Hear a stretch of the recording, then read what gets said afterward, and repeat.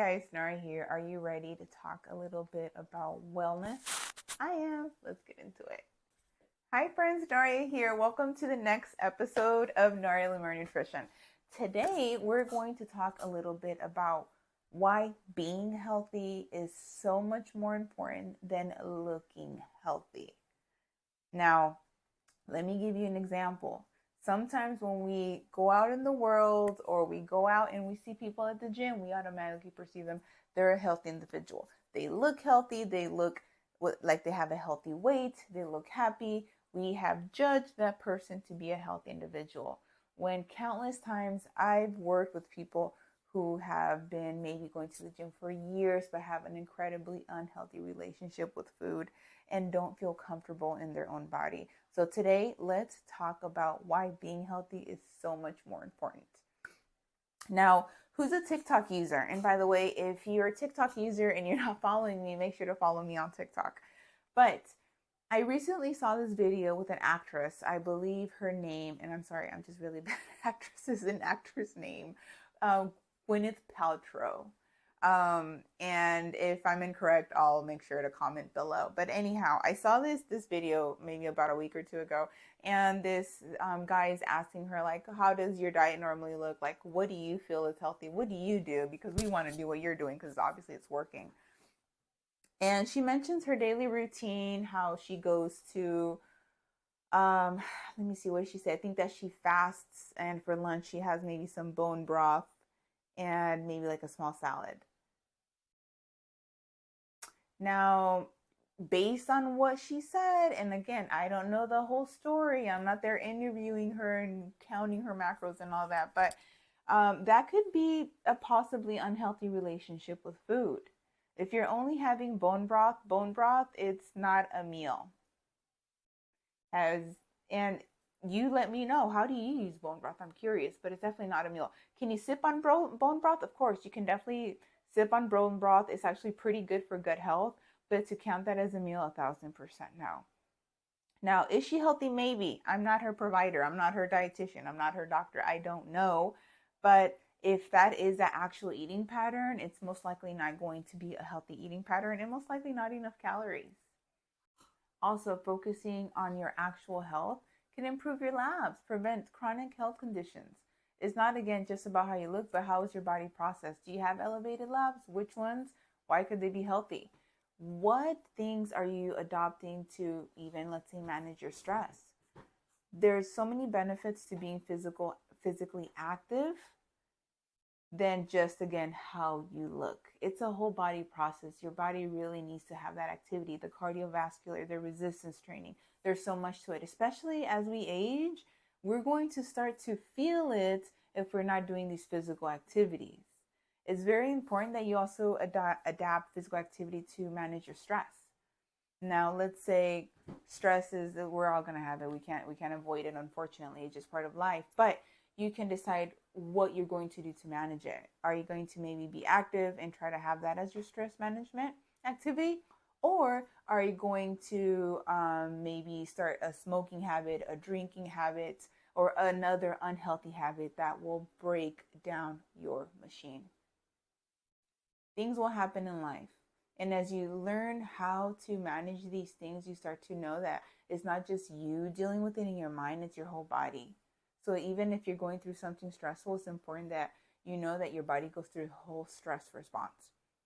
So what do you do for your stress management to actually be healthy and not look healthy? Are you having healthier eating habits? Are you working out? Are you taking walks? Are you reading books? Are you sewing? What are you doing to help manage your stress?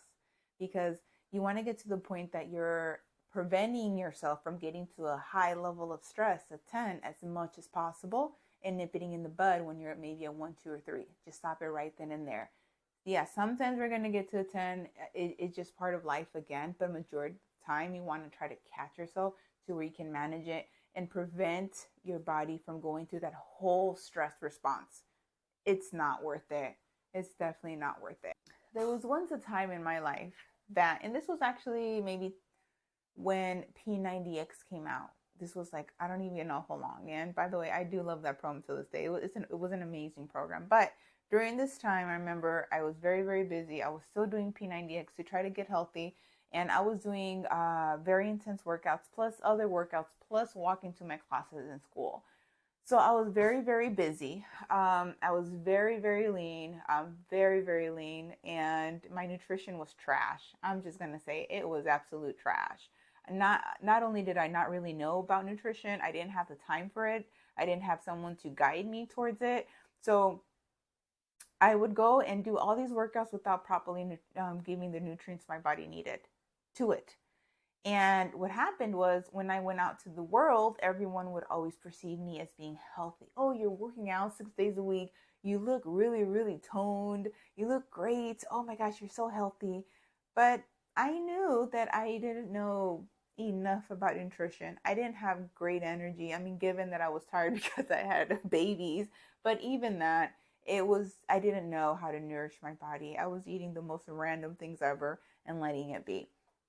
So at that point in my life, many perceived me as being healthy, even though I know my eating habits and my lifestyle were not healthy.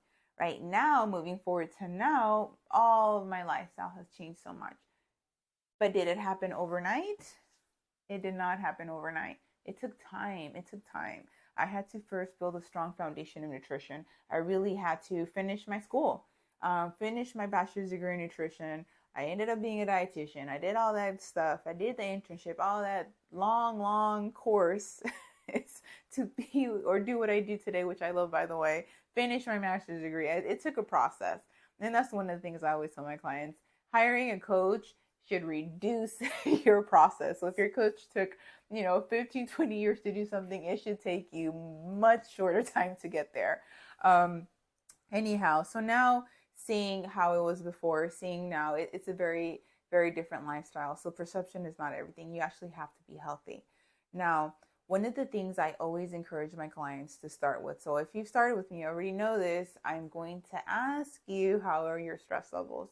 How is your sleeping levels? How is your sleeping routine? Is it a healthy sleeping routine? Are you waking up at night? How does it look? Does it need to change? How can we change it? This is very important because you'll see that these things can also change your hormone levels. And because of that, that needs to be addressed. It's very important as you're pursuing your weight management journey, you don't actually focus on the scale. Because weight change is an outcome of behavioral changes.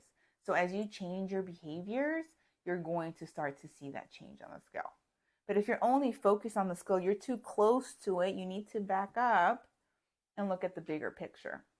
Once you do that, then that's when you start to feel better. You start to make healthier habits, and the weight change just happens over time. But if you're only focused on that scale and you're, what does the scale say? What does the scale say? We need to just back away and put the scale away for a bit. And that's actually something sometimes what I do with some people, some clients. Let's put the scale away, and I want to focus on how are you sleeping? How are you feeling? What did you eat? How did you feel when you ate that food, and so forth? You need to heal that part before you focus on that. You can't go from step 1 to step 30 overnight. You can't. You have to take step 1, step 2, step 3, step 4, and so forth. You will eventually get to where you're looking for, but how long will it take? It depends on you, your journey. You're not comparing yourself to Billy Bob or Susie Sue down the street. You're comparing yourself to yourself. So if you're better than you were before, if you're 1% better, that's really what we're looking for.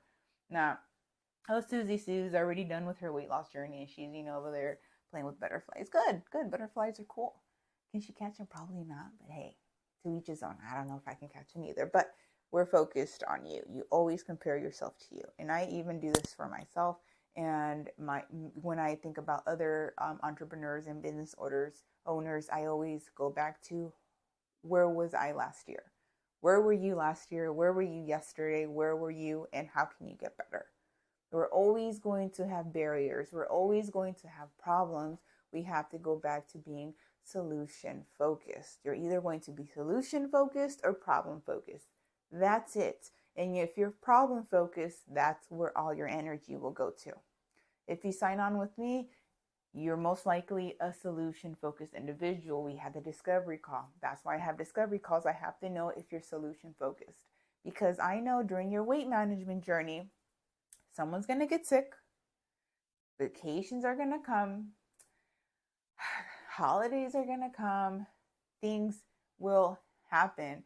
Life is not always butterflies and rainbows. And because of that, I need to know the mindset that I'm going to be working with. Because again, my clients sign on with me for a year. I need to know that you're going to be able to create solutions and keep it going and not focus on the problem. Problems will come 100%. 100%. Like my coach always tells me, do you want to go in the boxing ring hoping someone doesn't punch you? You want to just say, oh, I'm going to hope for the best and I hope no one punches me, even though I know it's a boxing ring? Or am I going to go in there prepared with the gloves and with my hands up? What are you going to do here? Be prepared for the worst, because it may happen. It may happen. And that kind of goes back to one of the forms I always ask my clients to complete, the amazing form. I want to know the amazing things you've done before. If you were able to do that 1,000%, you can complete your weight management journey. But again, you have to be patient. You have to be consistent. You have to go in it for the long run. You have to go in it knowing and wanting to feel better and to improve your relationship and to actually be healthy. It's not about looks. It's not about perception. Remember, people will always have something to say about everyone. It's kind of maybe human nature. I'm not sure, but we can't worry about other people's thoughts and feelings about us. You have to worry about yourself. Are you feeling better? Is your relationship with food improving? Is your gut health improving? How are your bowel movements? It's about you with you. It's not about your neighbor and you or the random person you happen to see at the mall. It doesn't matter. You have to really focus on actually being healthy, because when you do, your body starts to feel safe. And if you did not listen to the previous episode all about letting your body feel safe, please go back to listen to it. You have to let your body feel safe in order for it to start to do the things you want it to. You're asking your body to do all these things for you: lose weight, gain muscle, do this, and you're not nourishing it. Like, how does that make sense? It's like a horrible relationship there. You have a very unique relationship with your body. You have to respect it. You have to honor it. It's doing a lot for you, so you should be doing a lot for it. And if not, unfortunately, you get to the point that either you do it for your body now or your body will force you later, and it will not be convenient. I can tell you 1,000%, if your body has to get to the point that it forces you to do something, it will not be in a convenient time. Nope, it will not. It will not. I've seen this so many times now, that people prolong their health journey or their weight management journey or their wellness journey, that they get to the point that their body forces them to do something because the signs and symptoms are so severe. Take action now and prevent that. Prevent it. Honor your body. Know it's its own thing. It's its own machine. And you have to know that it does have a process. As much as you try to fight it, it does have a process. And if you keep pushing it, your body may say, hey, I can handle it for a little bit. But if you keep pushing it, it's going to say, forget about it. Like, I tried, but you're just not listening here. I'm giving you these signs and these symptoms here and there, but now I'm just going to go full blown. So you have to stop now. Who owns a car? I like to give this example. Who has a car? If you have a car, what do you do to the car for it to run efficiently or effectively? Gas, maintenance, new tires, all that good stuff, windshield wipers, rains. You do that so the car can keep it going, so it can take you to A, B, C, D, and wherever you want to go. But what happens if you don't do the oil changes? If you don't get new windshield wipers, what happens? It starts to like, it's not gonna take you anywhere. Right? It's just gonna leave you on the side of the road, and that won't be fun either. Same thing with your body. You have to allow it to do its process and respect it, and to fuel it the right way. Otherwise, it will break down and it will not be convenient for you. That's why, again, you actually have to work on being healthy. In conclusion, friends, being healthy is much more important than looking healthy. I mean, come on, it's facts right here. Now, what can you do? You can take simple steps. If you don't know where to start, don't look at all the possibilities. Look at one. It could be as simple as, I'm going to start a hydration goal. I'm going to start being active 5 minutes a day. I'm going to turn off Netflix for maybe 30 minutes and take a walk. Start nice and easy. It doesn't have to be big or perfect. Imperfect action beats perfection any day of the week. Just start, do something. It does not matter. Just do it. Start, suck at it, and get better. Simple as that. Just start. And once you get comfortable with that one thing, either increase the amount or add a new goal. 1, 2 new goals max. And then you keep growing from it. But definitely don't add 5 goals at a time. That's too much. Especially if you're brand new at it, start nice and easy. Know that this is about your mental health, your whole wellness, your whole being. Actually be healthy. Don't just look healthy. Comment below and tell me how you feel about this topic. How do you feel about your health? Now, any comments, questions, make sure to, again, comment below, send me an email. I'll definitely respond. A lot of the ideas I get from the podcast are from you guys, so definitely keep the questions coming. And until the next episode, have a great one. Bye, friends.